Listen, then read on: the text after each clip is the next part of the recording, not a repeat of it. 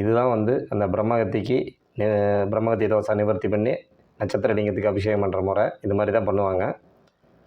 இது வந்து சங்கல்பம் பண்ணி பிரம்மகத்தி தோஷம், அதாவது பஞ்சகத்தின்னு சொல்லுவாங்க, பஞ்சகத்தி தோஷம் நிவர்த்தி பண்ணி சாபங்களெல்லாம் நிவர்த்தி ஆகிறதுக்கு உண்டான மந்திரத்தை சொல்லி அதுக்கப்புறம் நட்சத்திர லிங்கத்துக்கு அபிஷேகம் பண்ணி பிரசாதம் கொடுப்பாங்க.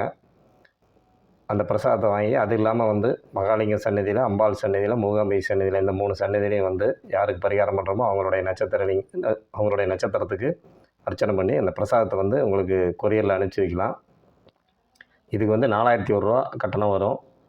பணத்தை அனுப்பிச்சிங்கன்னா அது கூட வந்து உங்களுடைய முழு முகவரி, ஜாதகத்தினுடைய முதல் பக்கம், அதாவது ராசி கட்டம் நவாம்ச கட்டம் இருக்கிற அந்த முதல் பக்கம், அதையும் அனுப்பிச்சி வச்சிங்கன்னா, வாட்ஸ்அப்பில் அனுப்பிச்சிங்கன்னா உங்களுக்கு வந்து பரிகாரம் பண்ணி அந்த நட்சத்திர லிங்கத்துக்கு அபிஷேகம் பண்ணி உங்களுக்கு உண்டான பிரசாதத்தை வந்து கொரியர்